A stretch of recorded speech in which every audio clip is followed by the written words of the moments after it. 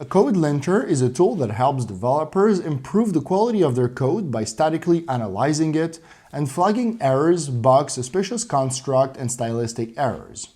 The most popular linter for JavaScript is ESLint and can be configured for a project using the following command, which will ask you a series of questions.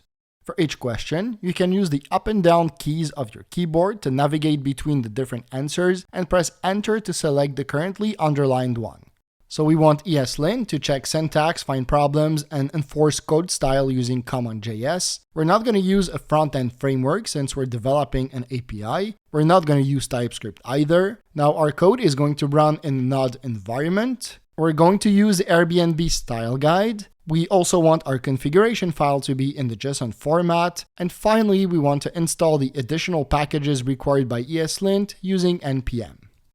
So if you now look within the project's directory, you'll notice a new file named eslintrc.json that contains the ESLint configuration we just generated. Here's now a little demo project to show you how ESLint works. To run the linter, we can use the following npx command and then either specify a single file which will output a list of warnings and errors that need to be fixed, multiple files at once, or even an entire directory. Finally, we can run the linter on all the files of our project at once using the dot notation which translates to the current directory. To now fix the errors pointed out by ESLint, we can either manually correct the files by editing their code or automatically using the fix flag which will cause ESLint to try to fix as many issues as possible.